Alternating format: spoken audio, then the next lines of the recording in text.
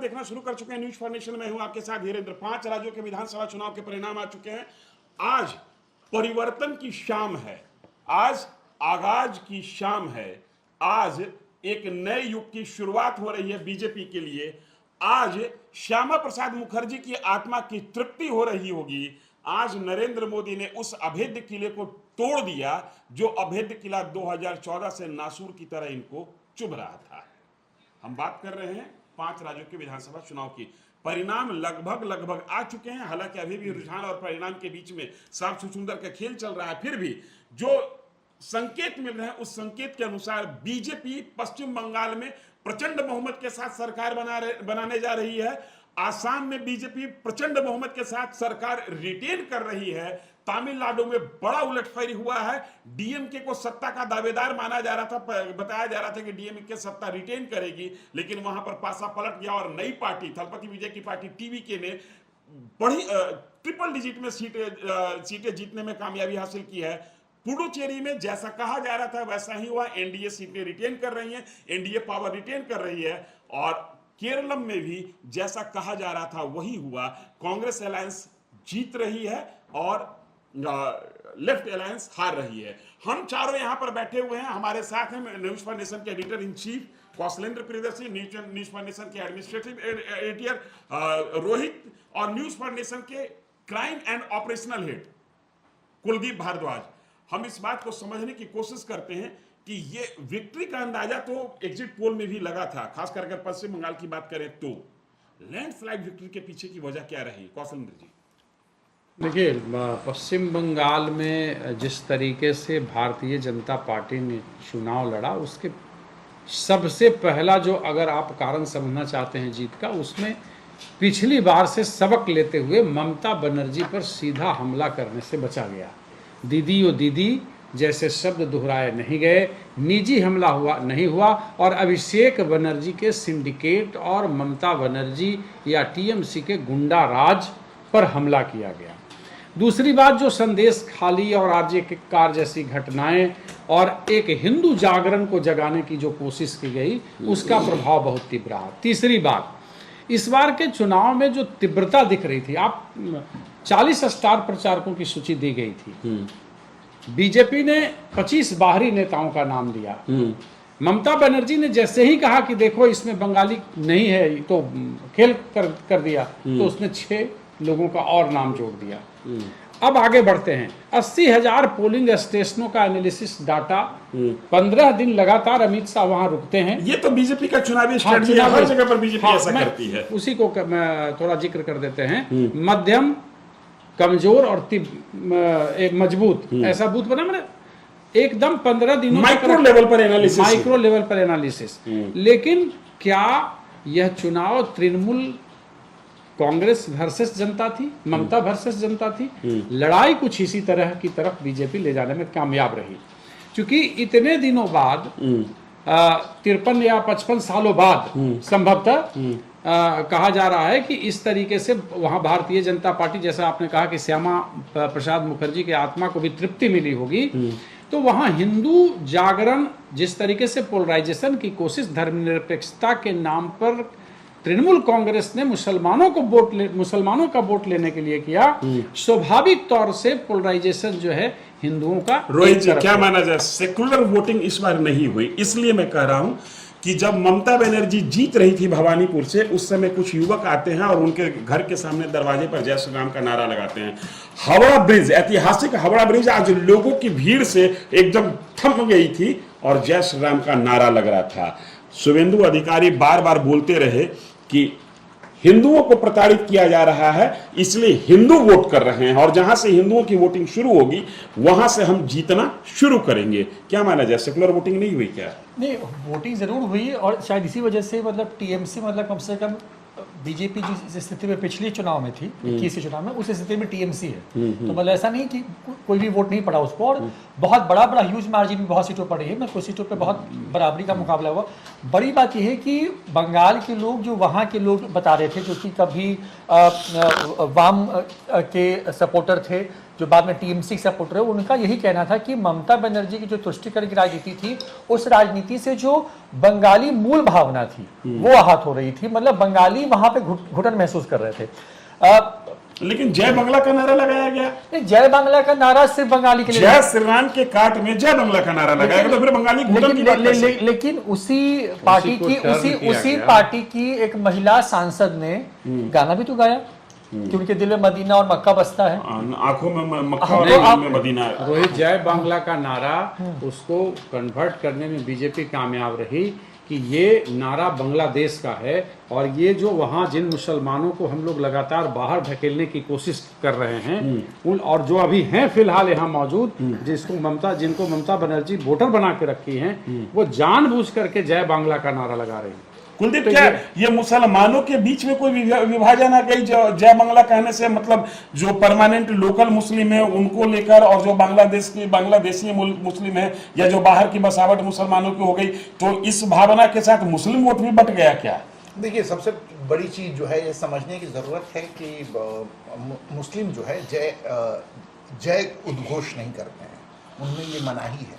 वहाँ जो है अकीदत जो होती है, जो अकीदा होता है, सिर्फ एक ही होता है मोहम्मद साहब को लेकर के, और किसी को जय कहने की या उसका जय घोष करने की जो है इजाज़त नहीं होती है। लेकिन जिस तरीके से शुरुआती दौर में भाजपा ने बंगाल में जो है, आप देखिए मेदिनीपुर में एक घटना हुई थी पिछले बार, जो है बलराम मंडल करके एक युवा लड़का था, जिसको न केवल जो है 2021 में इसलिए पीटा गया था कि उसने भाजपा के लिए काम किया था, बल्कि उसको पीट जिंदा फूंक दिया था।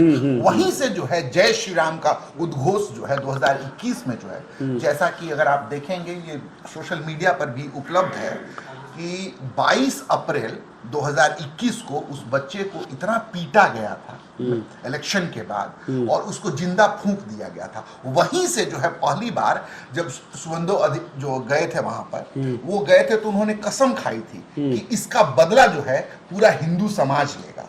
वहीं से ये जय श्री राम का उद्घोष जो है सबसे पहली बार किया गया था। और जय बांग्ला जो काउंटर किया गया, तो देखिए मुजीबुर रहमान ने ये बैकफायर कर गया। 1971 में जो है जब पूर्वी पाकिस्तान को काटकर इंदिरा गांधी के नेतृत्व में जो है भारत ने ही जो है उसे एक नए देश की शक्ल दी थी, बांग्लादेश नाम रखा गया था। तो आप देखें कि उन्होंने ही पहली बार जो है जोय बांग्ला जो है, ये जय बांग्ला नहीं है, ये जोय बांग्ला है। मतलब बांग्ला जो अस्मिता है, जो संस्कृति है, उसका जय घोष किया था। रोहित, क्या ये जय बांग्ला जो नारा कोट किया गया, ये नारा मुसलमानों में बैकफायर कर गया ममता बनर्जी को? चूंकि जय शब्द मुस्लिम एक्सेप्ट नहीं करते हैं और इन्होंने नारा लगा दिया जय बांग्ला, तो ऐसा तो नहीं है ना कि मुसलमानों को लगा कि ये हिंदुइज्म के पक्ष में झुक रही है, लिहाजा इससे पिंड छुड़ा लो अपना? ये एक बात तो जरूर थी, लेकिन दूसरी बात ये भी थी कि जो स्थानीय बंगाली थे, जो मुस्लिम बंगाली हैं, जो कि वहां पे रह रहे, जिनकी पुश्तें वहां कई सालों से थी,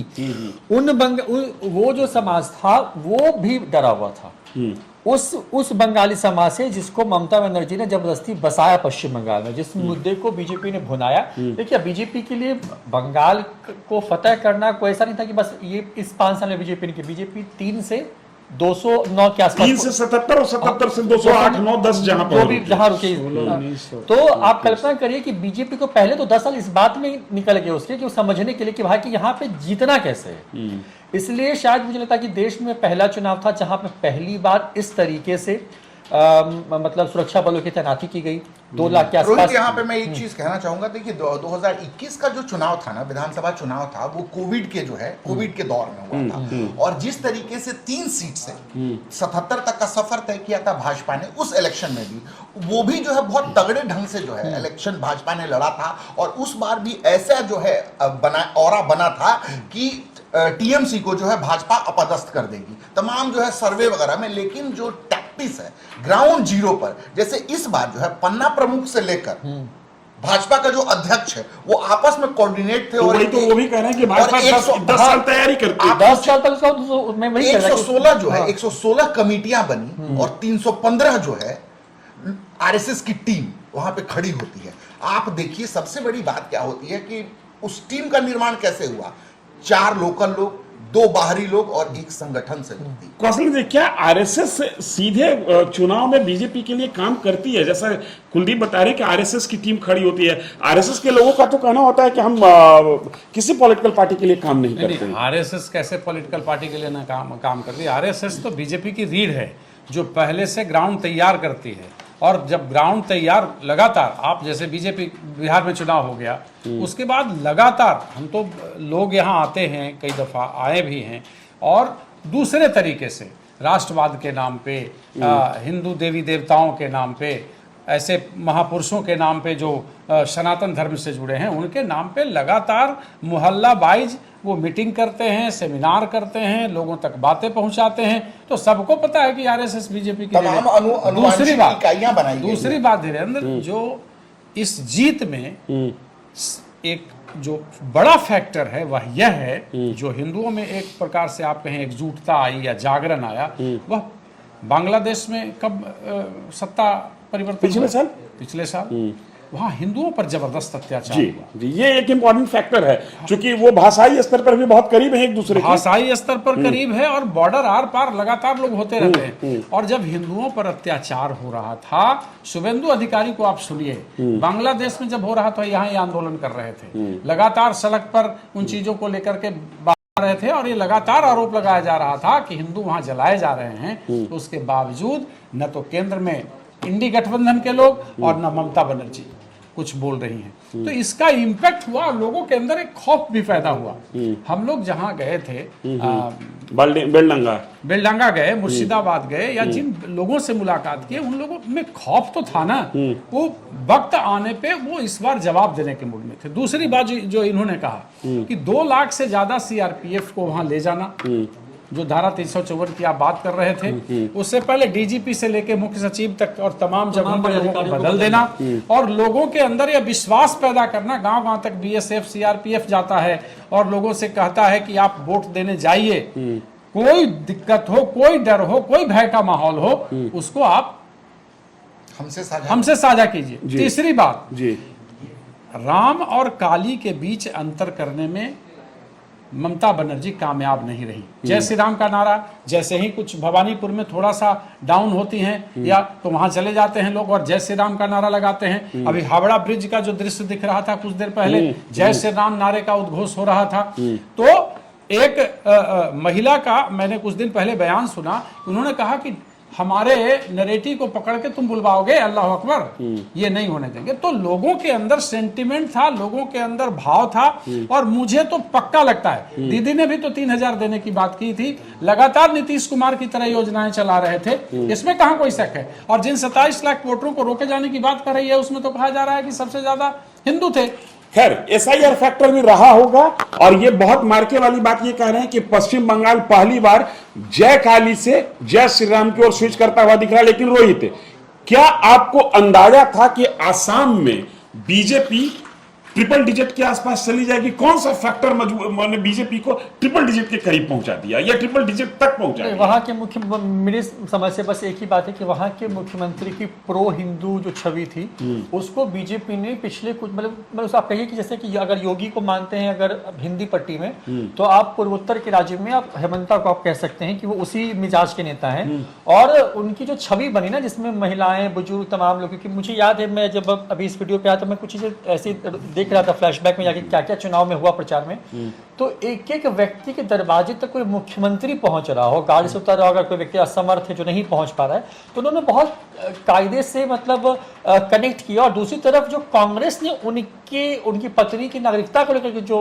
हमले किए, पासपोर्ट वाला जो मुद्दा उठाया, वो बैकफायर कर गया कांग्रेस पर। और मैं हमेशा से इस बात को कहता रहा हूं कि कांग्रेस इन 5 राज्यों में जहां जहां चुनाव हुए, वहां पर केरल को छोड़ करके कांग्रेस किसी और राज्य के लिए बहुत सीरियस नहीं थी। एक वीडियो बड़ा पॉपुलर हुआ था, जैसे कि शशि थरूर की जब चर्चा होती है तो कि शशि थरूर महिलाओं में बहुत पॉपुलर है, लेकिन एक वीडियो अभी दिखा हिमंता बिस्वा शर्मा का ड्यूरिंग कैंपेनिंग, महिलाएं हिमंता बिस्वा शर्मा से हाथ मिलाने के लिए और छूने के लिए व्याकुल दिख रही थी। मामा और मामू शब्द मतलब यही मैं कह रहा था कि दोनों के भावना में फर्क था। और शशि थरूर से जब महिलाएं हिमंता ने मिलती 2-3 चीजें ऐसी की ना, जो जिसको हम लोग मतलब रिलेट कर सकते हैं बिहार जैसे राज्य से, जैसे कि वहां पर लड़कियों को पढ़ने के लिए ना हेमंता ने वो तमाम तरह के स्कीम्स चलाई जैसा नीतीश कुमार ने 2010 के आसपास में। नीतीश कुमार के हाँ, स्कीम का भी मास्टरमाइंड वही थे। तो उस तरह के स्कीम को उन्होंने इंप्लीमेंट किया, लड़कियों को घरों के बाहर लेकर के आए, महिलाओं तक मदद पहुंचाई। और इस बार जो अमित शाह का एग्रेशन था ना, मतलब 2 राज्यों में खास करके, मतलब पश्चिम बंगाल और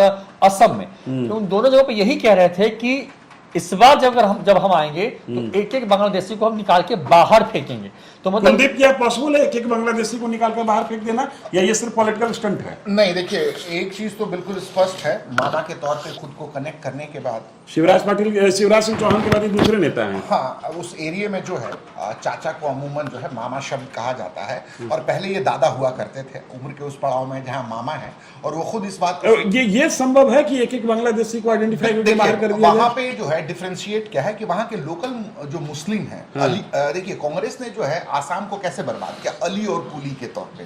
असमीज जो लोकल लोग थे उनको जो कहते थे कुली, क्योंकि वो भार उठाते हैं, जो पहाड़ी क्षेत्र के थे, और अली वो थे जो बांग्लादेश से लाए गए थे, वो उनको वोट बैंक के तौर पे नरिश किया गया। तो वहां के जो लोकल मुसलमान थे, जो एसएमईज बोलते थे, आप समझिए, जो एसएमईज बोलते थे और जो बांग्लादेश से आए थे वो बांग्ला भाषा बोलते थे, तो उन दोनों के बीच में भी जो आप देखेंगे स्पष्ट जो है डिवीजन दिखता है। बिल्कुल, आइडेंटिफिकेशन आसान है, जब पहचान आसान होगी तो बाहर किया जा सकता है। लेकिन हम आ रहे हैं तमिलनाडु पर। रोहित, तमिलनाडु से चौंकाने वाला परिणाम, और दक्षिण पर आपकी नजर बड़ी पैनी है। कैसे हुआ ये थलपति विजय? किसी ने आंका नहीं, इवन पॉलिटिकल पंडित भी जो सेफोलॉजिस्ट हैं, जो एग्जिट पोल था, एग्जिट पोल में भी इस तरीके का प्रेडिक्शन नहीं है। लेकिन मैं पहले दिन से बात कर रहा था, इसलिए मैं आपसे शुरू कर रहा हूं, क्योंकि देश के 4-5 नेता उंगलियों पे गिन के होंगे जिनके लिए महिलाएं, लड़कियां, लड़के उनके लिए उपहार लेके खड़े हो जाते थे सड़क पे, जो उनके पास उपलब्ध एक दौर था राहुल गांधी के लिए भी लड़कियां उपहार लेके खड़ी हो जाती थी। आप उस तरह की स्थिति नहीं थी, मतलब कि जैसे कि the most eligible bachelor Rahul Gandhi को की जब गाड़ी गुजरती थी ना किसी गांव से, तो उस गांव की महिलाओं के पास जो चीज होती थी, मतलब उनके पास हो सकता है धान हो, मतलब तो चावल, तो बस वो चावल लेके खड़े हो जाते थे। मतलब ये दीवानगी थोड़ा मोड़ा अगर बिहार में देखे तो लालू जब 90 में आ रहे थे तो थोड़ी दीवानगी उनके जाति विशेष के लोगों में थी, उनके प्रति। लेकिन इनको लेकर के और दूसरी 2-3 चीजें जो वहां पे हुई, जो मतलब इसके पीछे उन्होंने 8 बड़े चुनावी वायदे किए, जिसमें उन्होंने 8 ग्राम सोना से शुरुआत की। दक्षिण के लोग सोना से बहुत प्यार करते हैं, तो ये एक बहुत बड़ा मास्टर स्ट्रोक था। डीएमके ने बहुत बड़ी गलती की विजय को लेकर के कि उनके तलाक और उनके निजी जीवन को बहुत सार्वजनिक किया। दक्षिण की राजनीति में अगर कोई फिल्म स्टार या कोई इस तरह का पॉपुलर चेहरा जो राजनीति में आता है, उसके प्रति लोगों की दीवानगी होती है, और वहां के लोगों को लगा कि नहीं, जिस व्यक्ति ने उनके सिनेमा को, उनकी भाषा को राष्ट्रीय अंतर्राष्ट्रीय स्तर पर पहचान दिलाई है, उसके परिवार के निजी चीजों को के साथ डीएमके जो है उसको नैरेटिव तौर पर सेट करने की कोशिश करी, ये बहुत बड़ी बात थी। उसके बाद उनके जो समर्थक थे, जो उनके लिए दीवाने थे, जब एक बार याद होगा कि उनको देखने के लिए स्टैम्पेड हुआ, उसमें मुस्लिमों की मौत हो गई, सरकार ने जो कार्रवाई की मतलब उनके कार्यकर्ताओं पे, उसको भी बहुत बैकफायर किया। उसके बाद वहां पर ये एक चीज जो निकल के सामने आई, मतलब जो कि विजय के लिए बहुत काम करती नजर आई, कि उनके जो समर्थक थे ना, उसको मैं एक थोड़ा शब्द है थोड़ा तमिल में मैं उसको कोट करके बताऊं कि वो उसके लिए एक शब्द इस्तेमाल करते थे कि खैर, जब तक आप शब्द खोजते हैं तब तक हम कौशल से समझने की कोशिश करते हैं कि एक लंबे अरसे के बाद तमिलनाडु सिल्वर स्क्रीन से बाहर निकलने की कोशिश कर रहा था। एआईडीएमके एक ऐसी पार्टी जिसकी दावेदारी बन रही थी। एमके स्टालिन सिल्वर स्क्रीन के व्यक्ति नहीं थे, उनके पिताजी सिल्वर स्क्रीन के व्यक्ति थे, फिल्मी दुनिया के व्यक्ति थे। फिर तमिलनाडु गैर फिल्मी दुनिया के व्यक्ति से हटकर फिल्मी दुनिया के व्यक्ति के ही हाथ में चल गए। ऐसा क्या है दक्षिण में, खासकर तमिलनाडु में, कि स्टार्स ही पॉलिटिकल स्टार बन जाते हैं? जो फिल्मों के स्टार हैं वही पॉलिटिकल स्टार बन जाते हैं। वो इतिहास रहा है, चाहे वो रामचंद्रन हो, एमजी रामचंद्रन, करुणानिधि, जया ललिता, उसके बाद एमके स्टालिन को छोड़ दिया जाए तो फिर वही। हाँ, लेकिन इसके पीछे रीजन है कि बहुत 2 साल पुरानी पार्टी है ये इनकी, और ये 100 सीटों से ज्यादा इनको हासिल हो चुका है ना।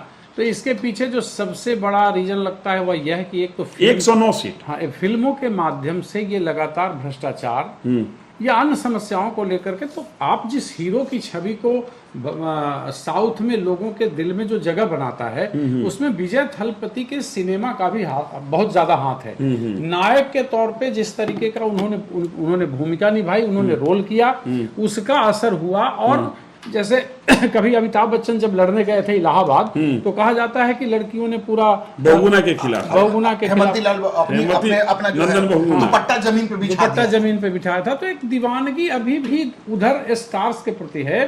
और जो इस पर क्या कहेंगे कि बीजेपी को वहां पर शायद शून्य से संतोष करना पड़ेगा?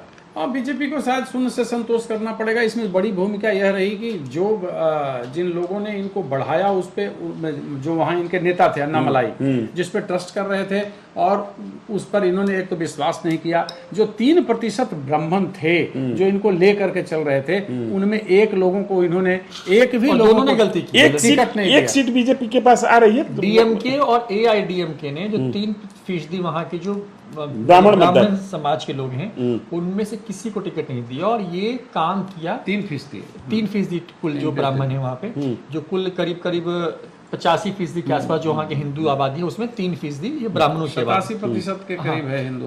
तो वहाँ पर 3% जो लोग थे जो कि तय करते हैं, क्योंकि वहाँ के लोग अपने मंदिरों से अपनी परंपराओं से बहुत जुड़े हुए हैं। और वहाँ के लोगों को जो है टिकट ही नहीं दिया, मतलब इन दोनों पार्टियों ने। विजय एआईडीएमके के साथ गठबंधन करना चाहते थे, शर्त कि मुझे राज्य की आधी सीटें और मुख्यमंत्री का चेहरा आप डिक्लेयर करिए।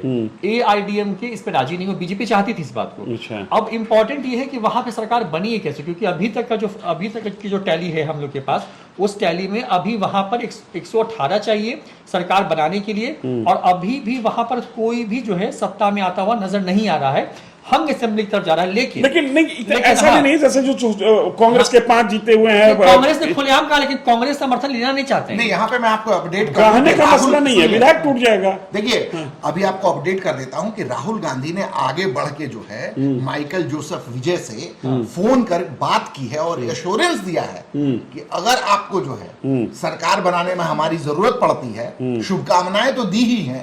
साथ ही उन्होंने इस बात को कहा है, राहुल गांधी ने माइकल जोसेफ विजय से बात करके, कि अगर आपको सरकार बनाने में हमारी जरूरत पड़ती है तो हम जो है आपके साथ खड़े हैं। अब चीजों को समझिए, देखिए अभी हम टीएवी की लैंडस्लाइड विक्ट्री ही कह सकते हैं, क्योंकि 2 साल पुरानी पार्टी है, अचानक आती है। लेकिन यहाँ पे जो है कुछ चीजों को समझना जरूरी है। आप स्टालिन की बात करते हैं, स्टालिन जो है ऑफिशियली किस कम्युनिटी से आते हैं? क्रिश्चियन कम्युनिटी से आते हैं। इनके अगेंस्ट में जो है, ये भी क्रिश्चियन कम्युनिटी से, ये जो है ये लिखते क्या है? विजय थालापति, लेकिन इनका ओरिजिनल नाम क्या है? एम जोसेफ विजय, जिसका पूरा होता है माइकल जोसेफ विजय। तो आप सोचिए कि एक माइनॉरिटी में जो है 87%, जैसा कि संपादक जी ने बताया, 87% हिंदू आबादी है, लेकिन वहां पे कन्वर्टेड क्रिश्चियंस जो है, जो अपने आप को प्रोटेस्टेंट कहते हैं, उनकी आबादी क्या है? और ये जो है, ये अभी काउंटिंग नहीं हुई है इसकी। आपको मैं बता रहा हूं, इनकी आबादी लगभग जो है 11.8% है। और ये सीरियन जो है कैथोलिक चर्च से जो है इनका आप कह सकते हैं एसोसिएशन है। और स्टालिन क्या है? वो भी सीरियन कैथोलिक चर्च से एसोसिएटेड है। तो इन दोनों का कॉम्बिनेशन देखिए कि दोनों की जो लड़ाई हुई है, वहां पे दोनों ने जीरो से शुरू नहीं किया। एक तो लार्जर देन लाइफ जो है स्टॉलबर्ट की छवि है विजय थलापति की, और आपको जो सबसे बड़ा अचीवमेंट ये रहा कि इन दोनों के पीछे स्टालिन के लिए सबसे बड़ी, ये स्टालिन के लिए एंटी इनकम्बेंसी तो हो सकता है। नहीं, एंटी इनकम्बेंसी तो थी ही। उनके कई 113 वादों में से 87 उन्होंने पूरे किए, बाकी नहीं किए। और तमिलनाडु की राजनीति को अगर आप समझना चाहते हैं, द्रविडियन या तमिलियन जो राजनीति को समझने की अगर आप कोशिश करेंगे, तो वहां पे विधानसभा में, मैं थोड़ा इसमें अपडेट करके कुछ कहना चाह रहा था कि तमिलनाडु में जो कुल 234 विधानसभा सीटें हैं, 118 चाहिए सरकार बनाने के लिए।